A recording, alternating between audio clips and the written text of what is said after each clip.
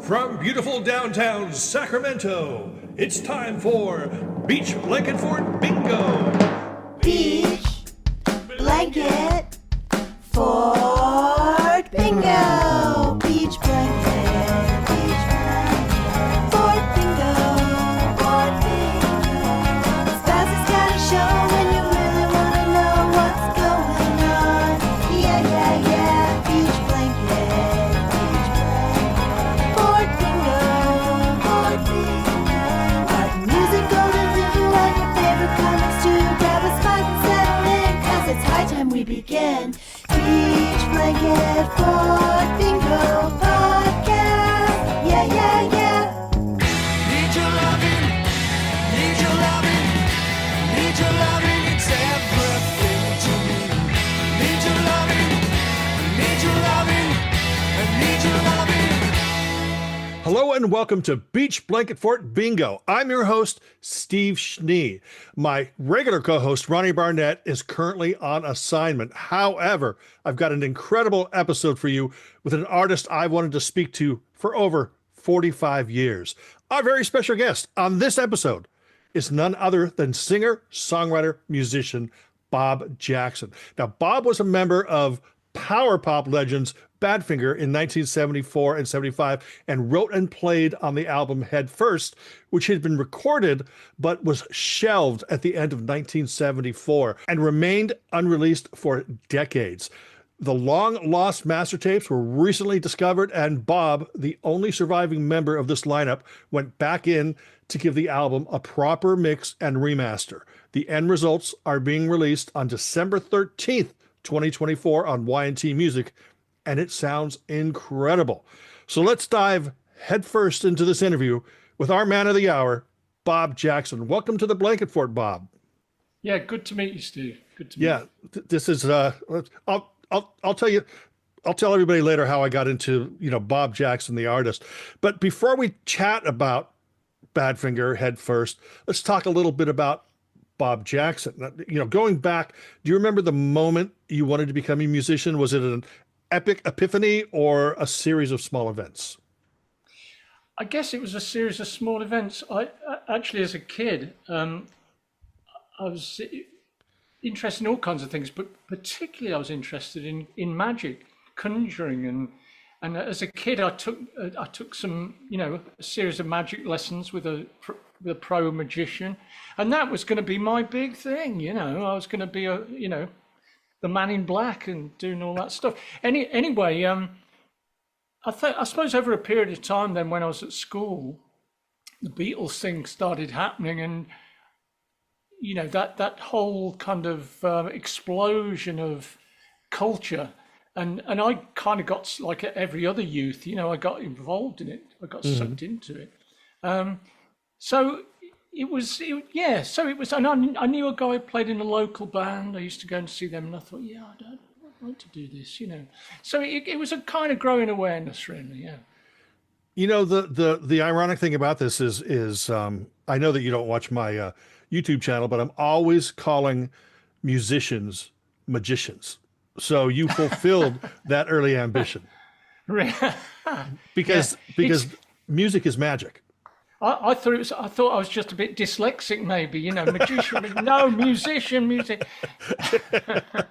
Now, before joining Badfinger, you'd played in several bands, including Indian Summer, Ross. What can you tell us about those groups that time, and were there any other groups that you were involved with leading up to Badfinger?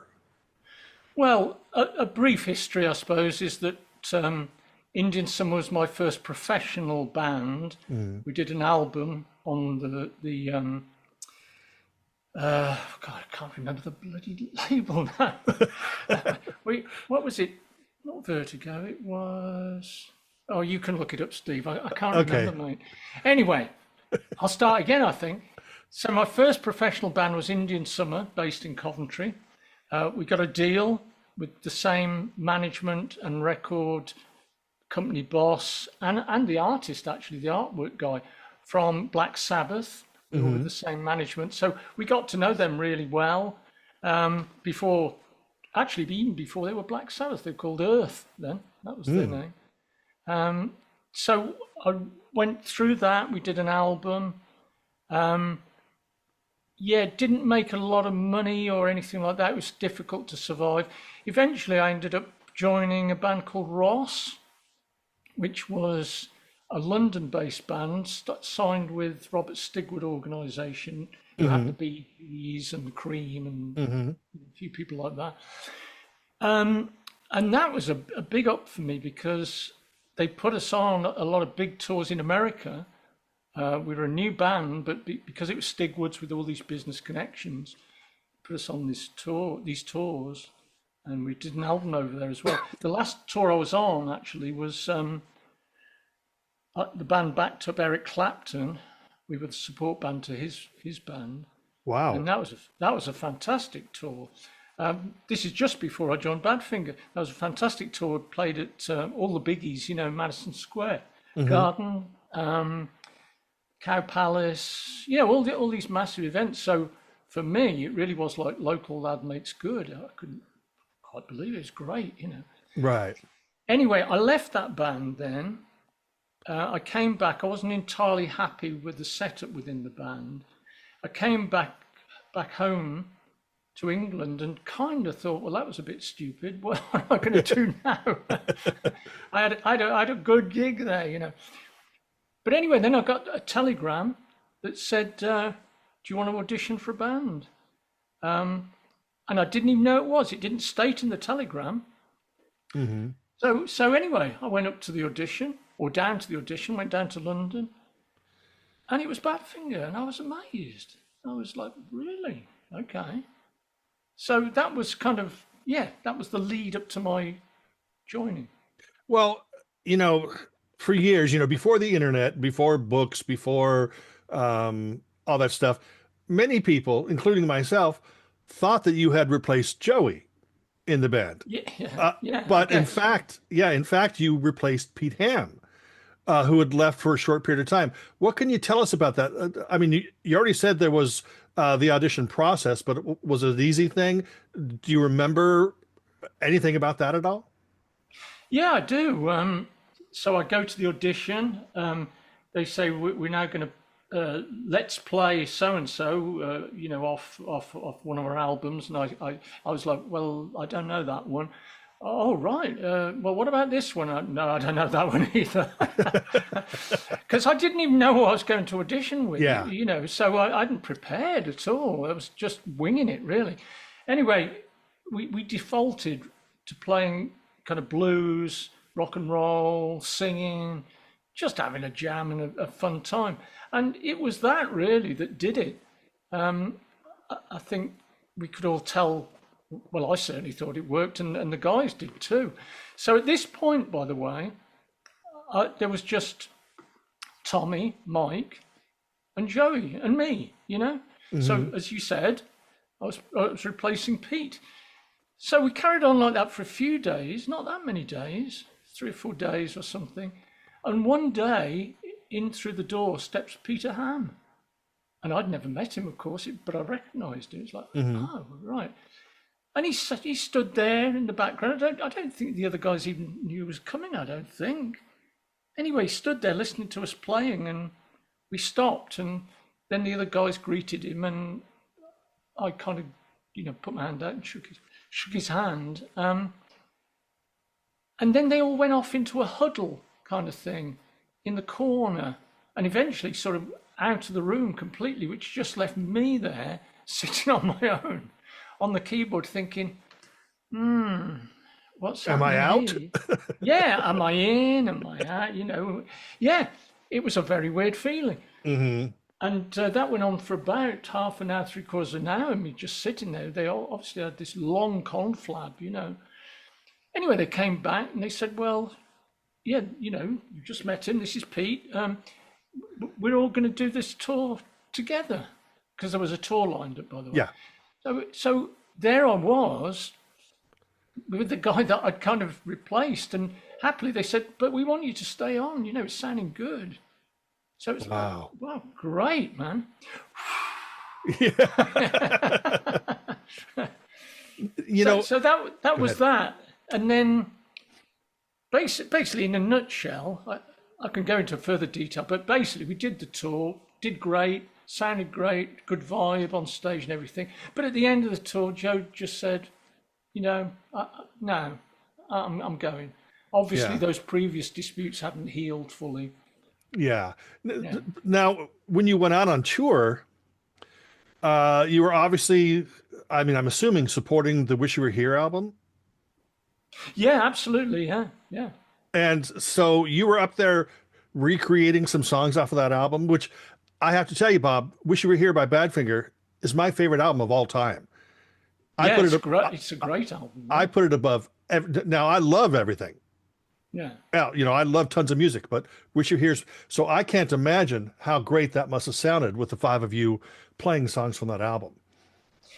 Well, yeah. I mean, the basic thing about that was that it was still the band Yeah. and me and one extra person who could add an extra harmony, the keyboard little arrangements, even kind of stringy bits, and I could just. It was them plus, you know what I mean? Yeah. So yeah, it was going to work, wasn't it? And it did work. I mean, it felt great.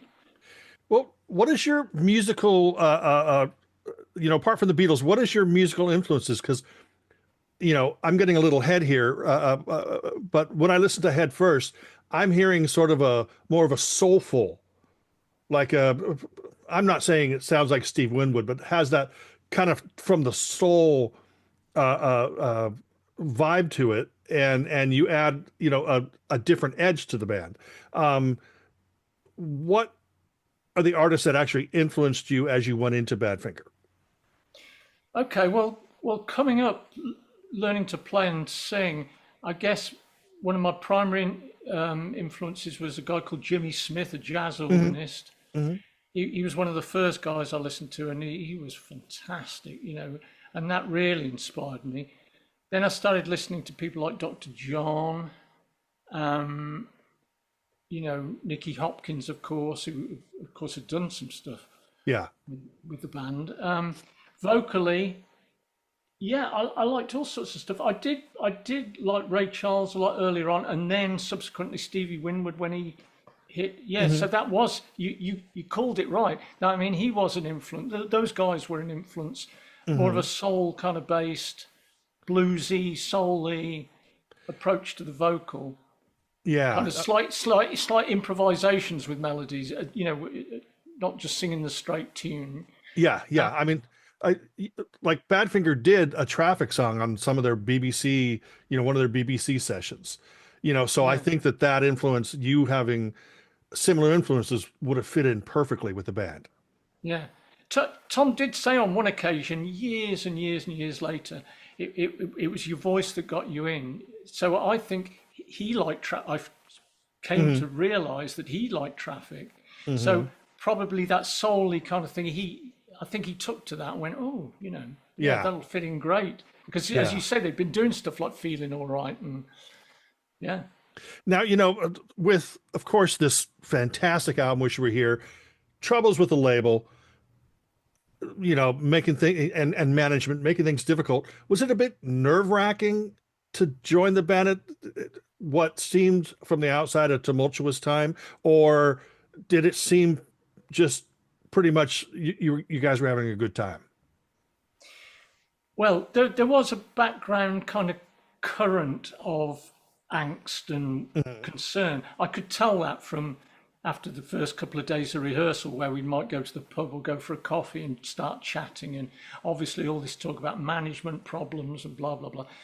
I mean, for me, I obviously listened to it, but I didn't understand the depth of those problems, and only realizing that as time went on, So for me, it was quite exciting, and not too stressful. For the rest of the guys, it was much more stressful. They were obviously thinking about the business end and what were we going to do? What were they going to do next? And of course, as well as that, there was this underlying tension in the band between the guys. So yeah, I think when we went in to do the album, it was a difficult one for all of us by then, because we were a man down.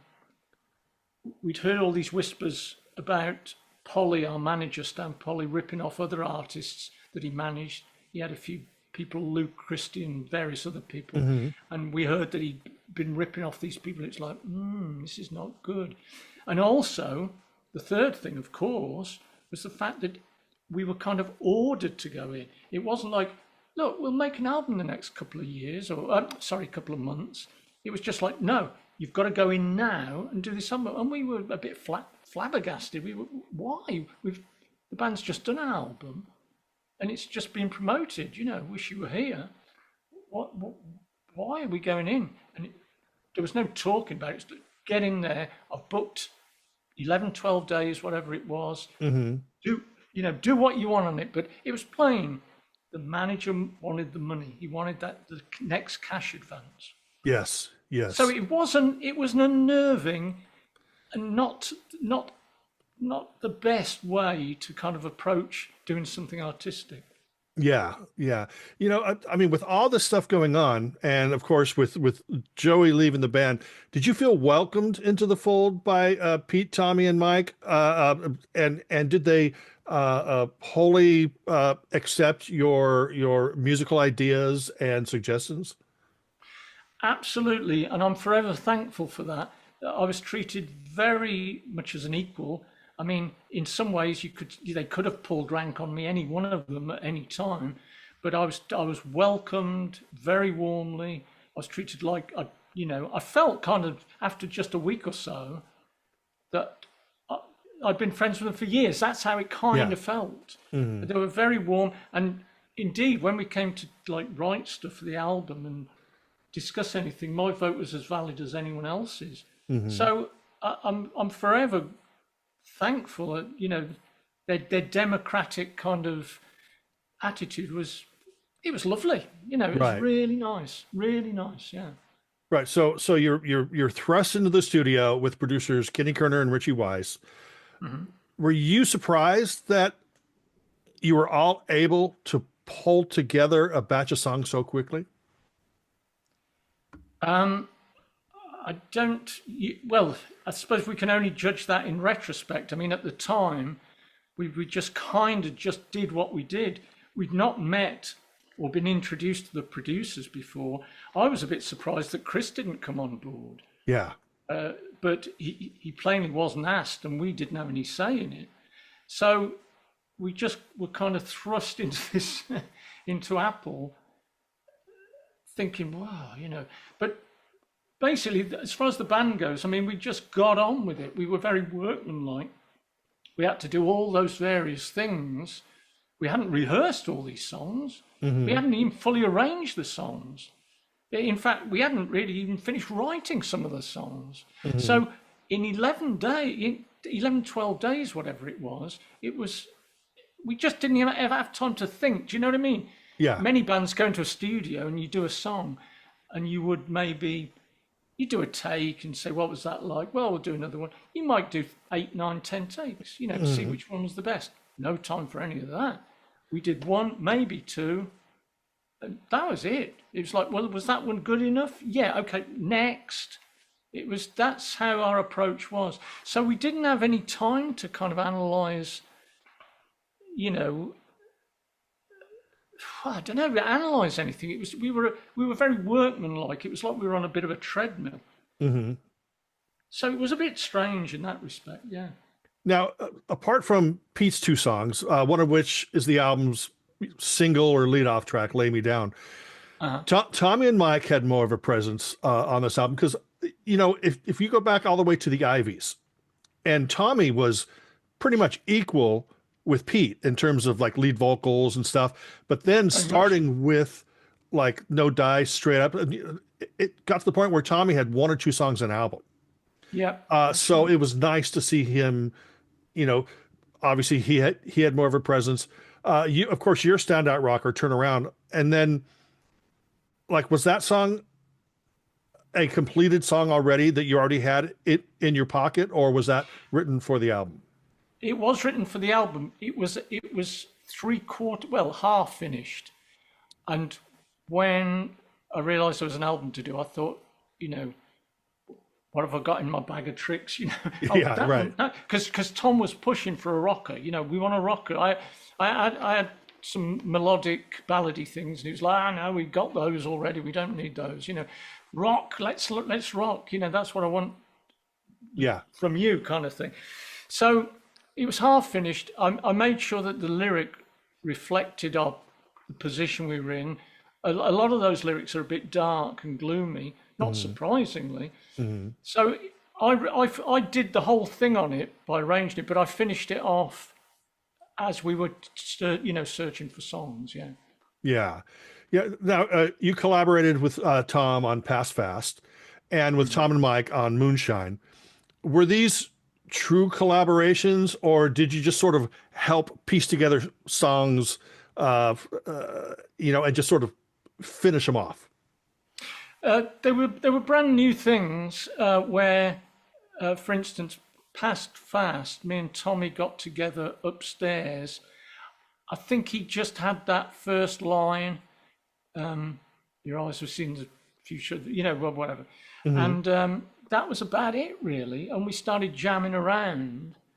So that was sort of brand new, created in that moment. The other one, Moonshine, Mike had the verse and just gave us the verse, me and Tom.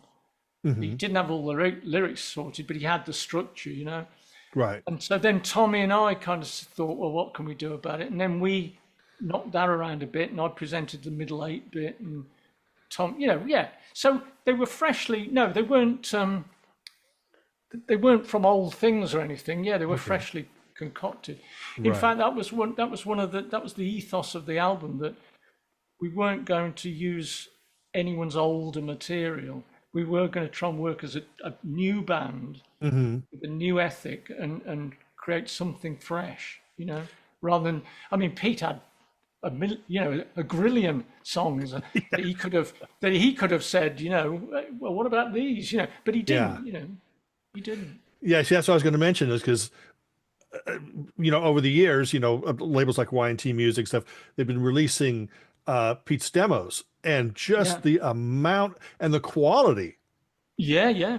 Pete's throwaways are better than 98% of the band's greatest hits. Yeah, he was a real talent. You don't get many who are as good as Pete on all kinds of levels, both as a musician and a singer and a songwriter, you know what I mean, who can consistently produce the goods. No, he was great. And of course, his greatest talent of all, which most people don't realize, is he was such a lovely guy. Just very down to earth, humble, just a nice bloke, Yeah. And a lot of us out here realize that, what an immense talent he was.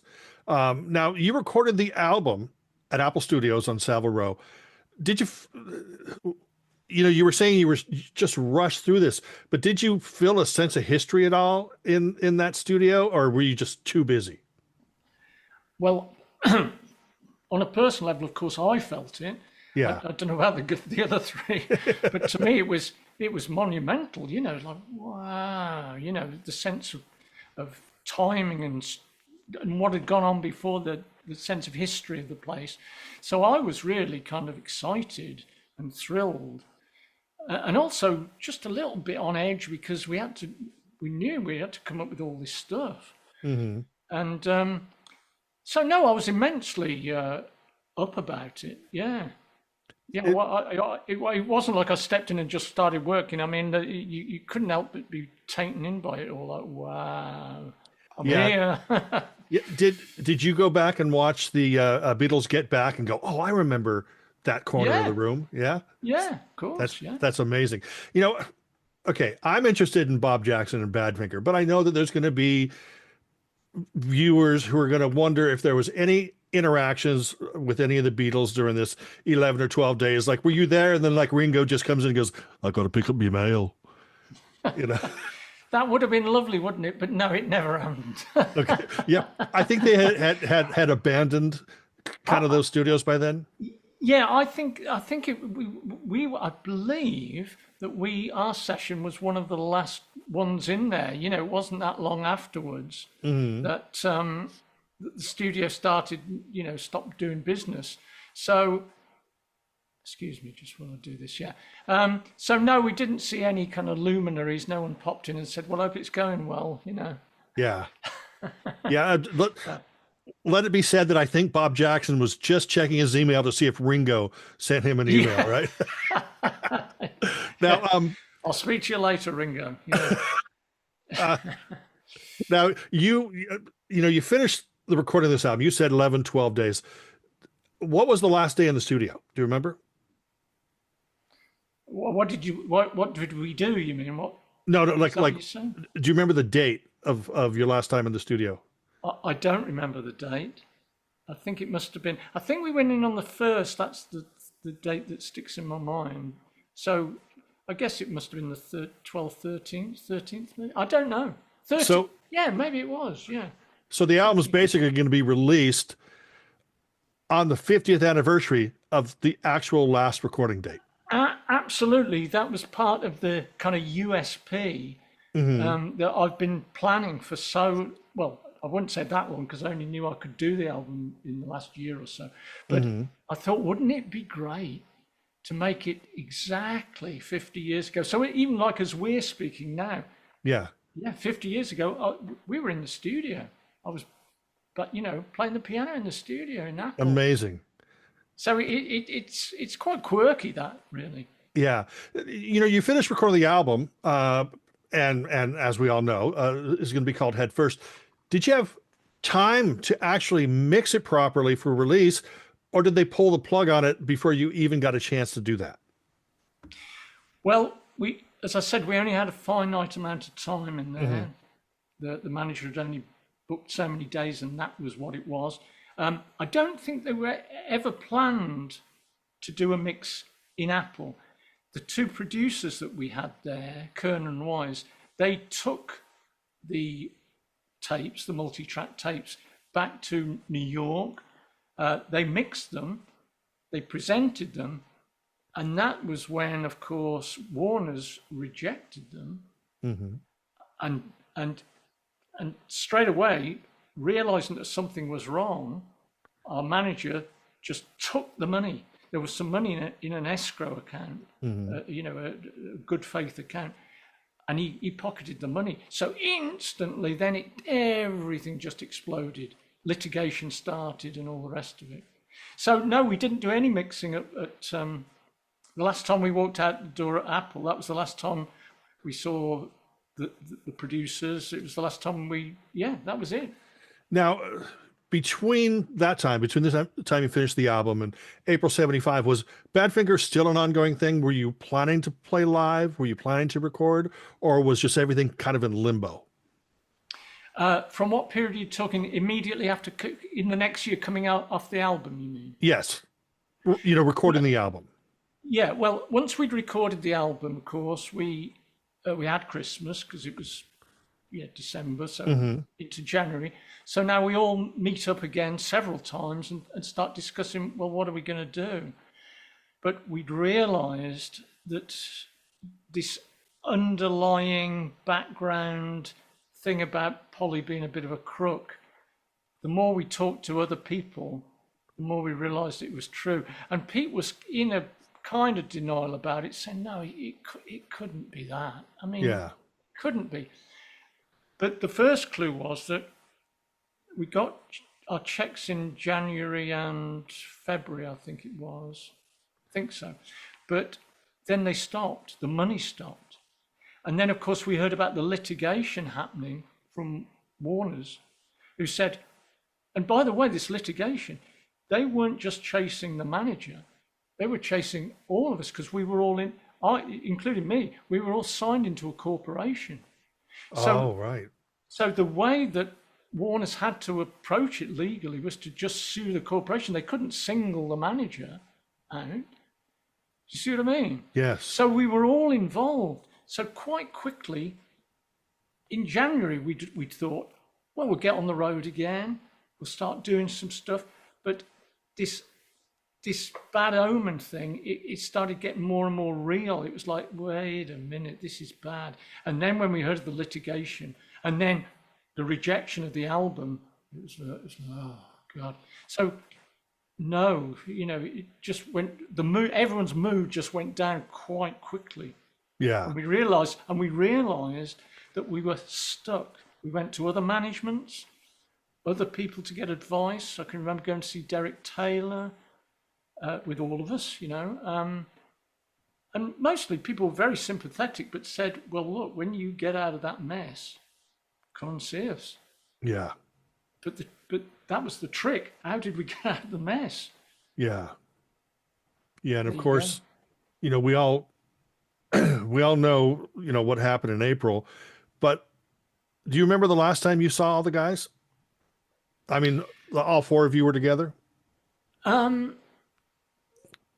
guess the last time would have been maybe January. We all met up after Christmas a few times. I think I went and stopped there for a few days at Tom's. Mm-hmm. And we met up at several times, went round Pete's, and Mike stopped over there as well. I think he stopped at Park Avenue for a bit. So that would have been the last time, I think, in January.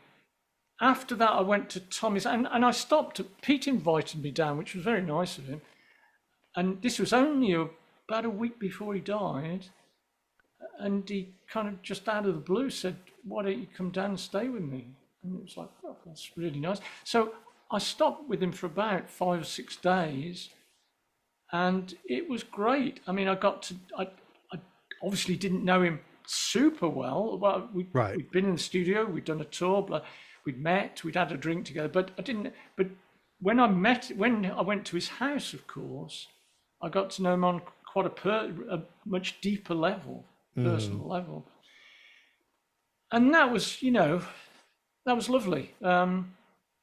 We stayed up all night, a couple of nights where we just got the guitars out and started jamming away and just talking deeply about things, I could tell he was obviously we were all pretty down, the money stopped and all the rest of it. But I guess I was the new boy with the enthusiasm, and I was saying, look, we're going to get through it, mate. It's going to be cool, And he was saying, yeah, well, I don't know, it's not good, And I said, no, I know it's not good, but anyway, I came back home, and it was only a matter of days, really, that I heard he died, and oh my God, that was such a shock. I mean, isn't it strange? I mean, looking back now, you were all kids. Well, we all were kids at one time, but No. You think of the stuff that all of you went through. Sure, you only had to deal with it for, a year or so, but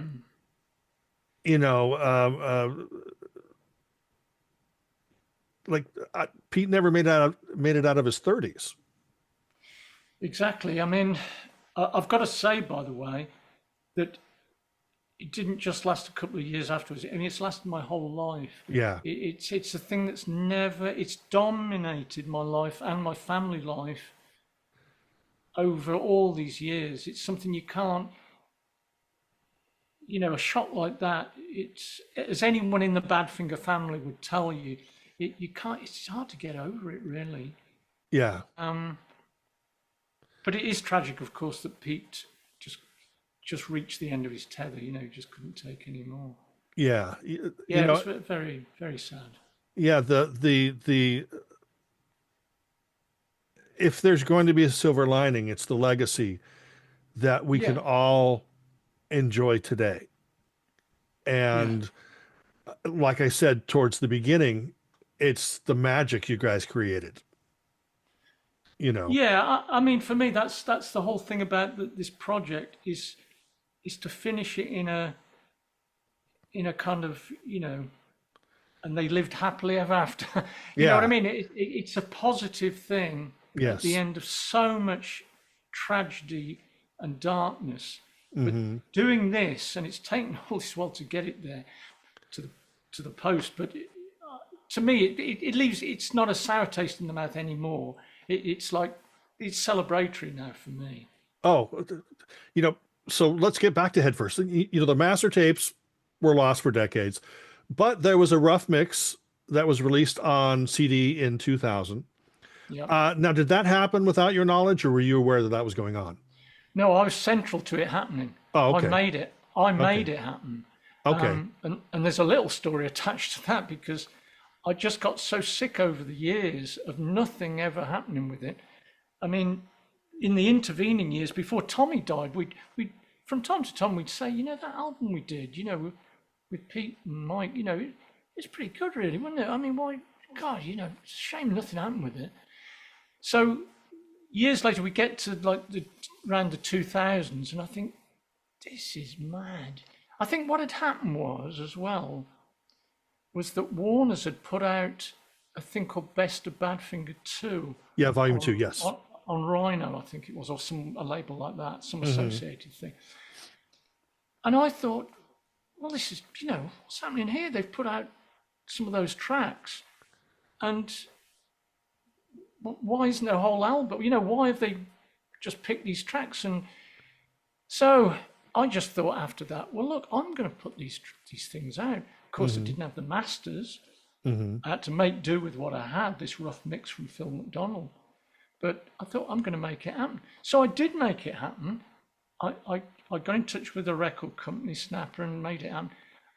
And then the roof started caving in because I got these really heavy phone calls from Warner saying, who are you and what do you think you're doing?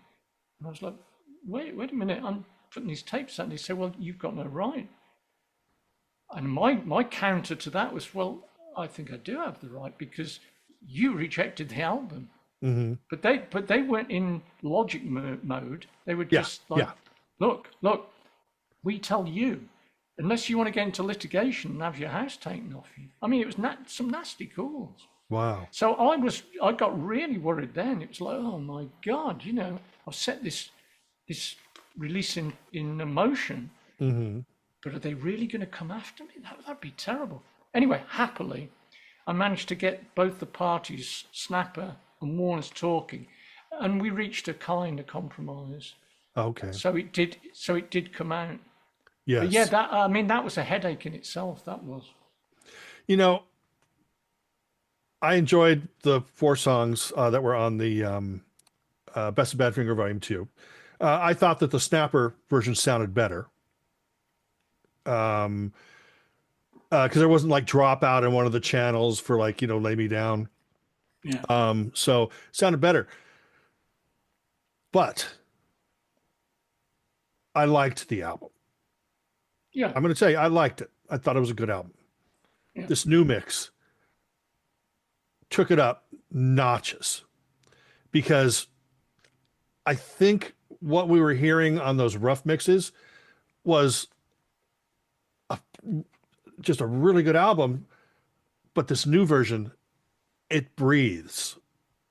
There's so much space in between the notes. You know what I mean? It's like it's finally unleashed. Now, some people may just go, I don't notice anything. But like I said in my video, well, when I say people will say that, I'm talking casual people, not Badfinger fans. Yes. Yeah. But when I hear something like Lay Me Down, whereas the original mix, those great backing harmonies during the Lay Me Down, all right, that wall of vocals on the Phil McDonald version, they're right down the center. But here they're spacious and angelic. Your mix and master gives this album wings. It gives it a heart and it gives it soul.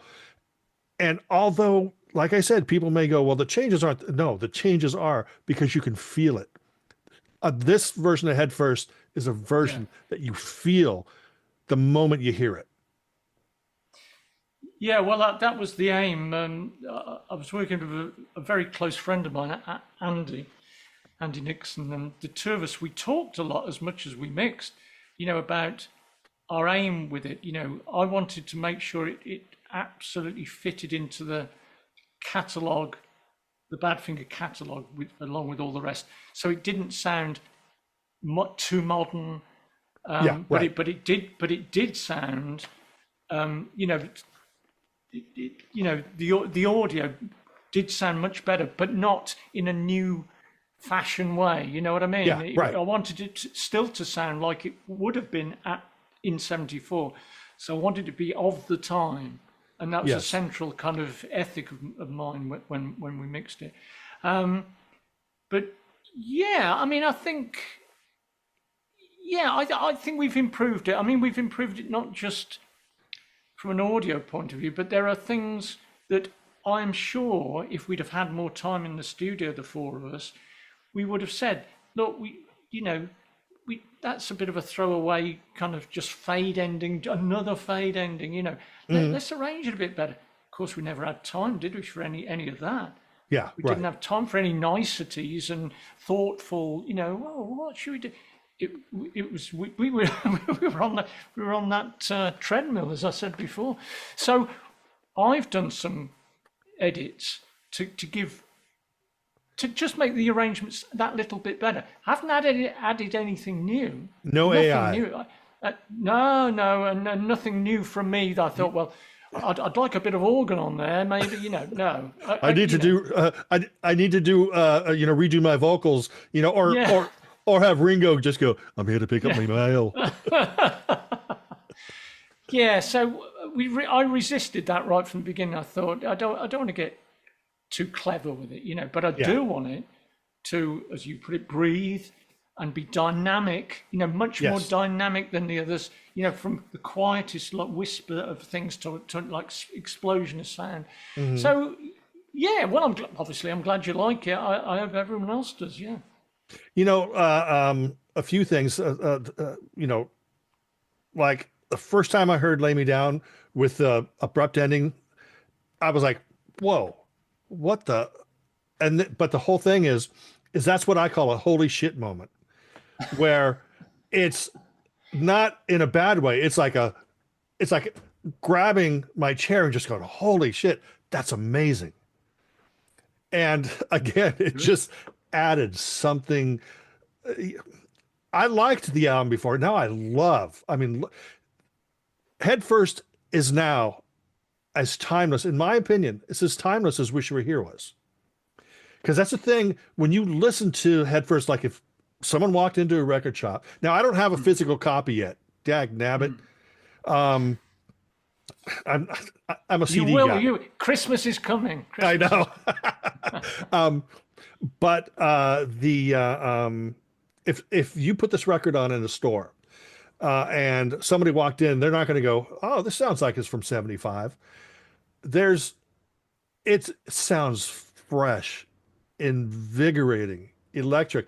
Yeah, this is coming from a Badfinger fan. This is coming from a kid who saw Tommy and Joey at the Roxy in 1979. I didn't see, Pete. So, but I was also honest enough to say I didn't care as much for Head First as I did for the other stuff.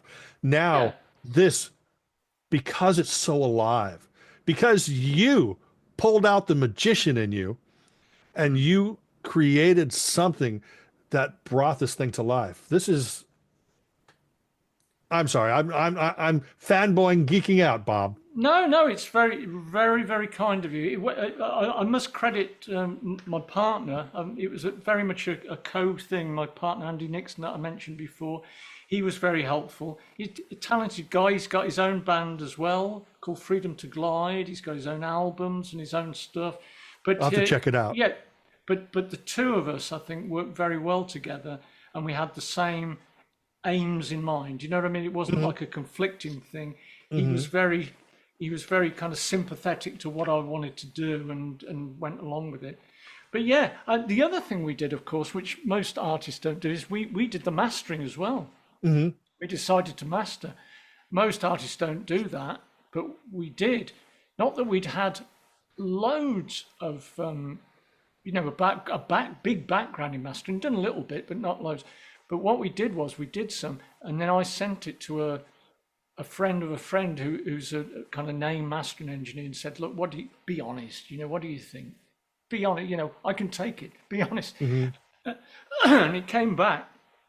The guy said, well, I can't think of a thing I would change. So at that point we thought, right, well, why get another guy in then? We'll carry on like this. We'll carry on and do the rest. Well, this may be FBI, CIA stuff, but how did you find the master tapes? Or is it secret? It's kind of secret. Okay. But I'll give you some clues. I'll give you some Easter eggs that you can, Okay. Okay. So I've got to be careful what I say. So let me put it like this. What happened was, all those years, as I said, I'd been searching, and Warner's had said a number of times that it wasn't in the vault. It was missing. I asked various other people as well that I knew. No, it's gone. So I had no hopes of getting it. But I noticed that one or two mixes different mixes, started appearing on YouTube. And I thought, that's a bit weird. So I'm going to cut all the rest out now. And now I'm going to go to here. And I approach Warner's and say, you've got those tapes and I'd like to put it out. Well, that was a 7 to 9 month conversation with a lawyer that I've been doing over the last over half a year, where she said, well, yeah, but we own that, of course. And I said, no, we're here again, No, you don't own it. You don't. Well, we do actually. No, you don't. Blah, blah, blah. Back and forth, back and forth. I went to the MU head honcho in London, got them involved. It was a long process. Anyway, eventually I kind of won the argument just through the logic of it. You didn't pay the money. You rejected the album. How can you possibly say that you own the rights? So what they'd said was they didn't relinquish their claim. But what they said was, well, we'll let you do it. We'll let you kind of, if you're that keen to do it, we'll let you do it. So I thought, yes. After all this time. So then it was like, okay, now I want those tapes. Well, we don't know where those are. I said, look, I know they're there. And that was, well, they're not in the warehouse A. We'll go look in the Burbank warehouse, blah. Mm-hmm. Eventually, they turned up and it was like, So they sent me the digital streams, not the physical not the physical reel, but the digital streams that they must have done. And once I had those, it's like, here we go. Amazing. So that's a shortened version. It's like a kind of film. It's like a script, isn't it? For a film, Yeah. Very cloak and dagger, Now, going through all this stuff, were you instantly brought back to that time? Were you experiencing the sights, smells, sounds of Apple Studios while you were hearing this stuff again right there from the master tapes? Absolutely, I was, because the quality of these stems was perfect, pristine. It was great. So when I started, because of course you don't listen to just the musical bit. There's all the little chat in the background, and so it really did. If you can put yourself inside my head, it was like a whoa moment. I was back in there. You know what I mean? Yeah. And you hear Tommy talking, Pete shouting across the room, and Mike. So I was right from the start. I was like, it really was like being in a time machine, going backwards. Yeah. Wonderful feeling, magical feeling. Now, I'm assuming because you only had the 12 days, and these are the only songs we've heard, I'm assuming there's no other songs that were left half finished or unreleased. This is it. This is it. Yeah, we didn't have time to do extras and then pick the best ones. Yeah. These are the only ones. I think there is one outtake where we had a bit of fun.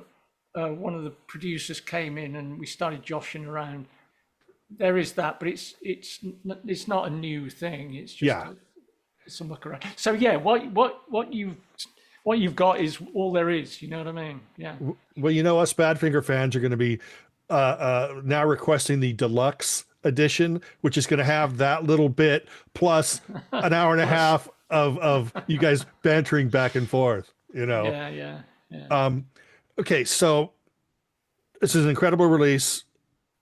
I'm so happy we have it, but I have to do a little postscript here because this is how I got introduced to Bob Jackson. Of course, after Pete's passing, you and Tommy eventually reunited in a band called the Dodgers with John Wilson and your old Indian summer bandmate, Paul Hooper. That's right. Yeah. And, you know, Tom was there for the first two singles, but there's an incredible album out there called Love on the Rebound, came out in 1978. Different versions of the songs that were on the singles, but I think Down wasn't on the album. Or I think there's two songs, or I think the A sides were re-recorded for the album. The B sides were just left. That's how I got into Bob Jackson, because I was a 14-year-old kid who had just gotten into new wave, power pop, punk, all this kind of stuff. This is 1978. And I would buy an album by any band with "the" in front of the name. So I looked at this. I had no clue who Bob Jackson, John Wilson, Roger Lomas, and Paul Hooper were. So I flipped over the album. I'm going, these guys look like they play cool music, right? Boy, was I blown away by that great songwriting of you and John. What a great album. Then I discovered maybe 9 months later that there was that link to Badfinger, which totally brought back my pop world full circle, because I'd been a Badfinger fan for years. Is there any chance you were ever going to see the Dodgers on CD? That's my most requested CD now. Well, there's currently no plans, put it like that. There should be. I don't know. Ringo wants it. Oh, well, in that case. No, there's no plan for it. Whether it'll ever happen, I don't know. Yeah, I'm unsure. I mean, all my focus obviously has been on this. And the Dodgers, as good as it was at the time, and particularly when Tom was involved with me as well, of course, was my big thing then. But since then, it's kind of like part of my history now that I don't really think too much about. Maybe I should. Us nerds do. Yeah. But I haven't been. You know, obviously my focus over the years has been in whatever project I've been doing at the time, and I've got good memories of what we did with the Dodgers. I think we did some good work, but no, there's no plan. Okay, like that. But you never know, do you? You never know. So 2025, I guess I can cross that off as the Dodgers reunion tour, right? Probably not. Yeah. Okay. Well, hey, look, a guy can dream. Bob, it has been a dream of mine to talk to Bob Jackson since the release of that friggin' Dodgers album in 1978, and then this immense history. You even played on that Searchers comeback album from '79, right? 78, 79? I did do some bits and bobs. Yeah, we went to Rockfield, and I did. I played on that album. I also had a stint with a guy called David Byron, who used to be in Uriah Heep. Oh, right, and we did an album together as well. Yeah, that lasted a little while, a year and a half or something. 2 years. And then of course you were in the Fortunes for quite a while. And I was in the Fortunes, which was more of not a recording band, like like a nostalgia band, I suppose you would call it, like the Searchers or any one of the, Herman's Hermits or whatever from that era. Right. And did a lot of package tours all over the world. We went with that. So I was involved with that for quite a while as well. Yeah. Yeah, So and I've had to be kind of like a journeyman with, you want to earn, you have to earn a living, don't you? So Yeah. when one thing finishes, you have to go, right, okay, well, it's this thing now, yeah, and then of course you played some gigs as Badfinger or Badfinger UK or what? Absolutely. Yeah, Yeah. which recently I watched a great performance of Just a Chance from I think 2017. And I'm going, Oh, that yeah. is friggin' solid. And I'll tell you something. I know this is weird, but the bass player you have looks Yeah. kind of like Tommy. What Tommy would I look know, like now. I know what you mean. Yeah, I know what you mean. Yeah. We only Yeah. chose him because of that. No, that's not right. No, I know what you mean. But those songs are great to play, though. Yeah. I mean, again, a bit like my frustration with the album previously, I had a frustration about not playing anymore because I had, of course, been playing with Joey and Mike. Mike and I invited Joey back into the band after Tommy died, Uh-huh. and invited him back, and we were all set to carry that on. It didn't carry on for one reason and another, and after a while, some years, I got fed up. Even though I was in the Fortunes, I was working a lot, but I just thought, I can't get this Badfinger thing. It's very effective. I can't get it out of my mind. I'm going to start doing some gigs. Yeah. So that was fun, trying to be in two bands at once. Not Yeah. easy. Yeah. Lads, can we keep the 5th and the 9th free because I've got a gig with the other band? Really? Not easy. But Yeah, we had a lot of fun with it, though. It was good. Yeah, you were, of course, part of Tommy's Badfinger. In Yeah, what, yeah. first off, what are your thoughts on Say No More's version of Rock and Roll Contract? I used to prefer that version because that was the first time I heard it. But I'll tell you, with this mix, this brand new mix of Head First, available on Y&T Music on December 13th, 2024. This is the version that switched me back over. The original, I think, is the best. Yeah. Although I love the other one. What did you think of the fact, of their version? It was good, but I thought Tommy actually sang better on the original that we did at Apple. I thought he was just a bit more. He was genuinely sort of angry, and when he was singing it, I can remember. Yeah. They did a perfectly good job of it. I just think it. Well, I would say this, wouldn't I? But I think our version was just that little bit better. No, you see, I think the slightly slower pace of it and the chunky groove, I think adds that emotion, that power Yeah. into Yeah. it. And of course, you played with Tommy and Mike in the early '80s, whatever. Did you guys have any plans of recording or anything, or was it just live gigs? It was just live gigs because we were basically sort of trying to earn a living.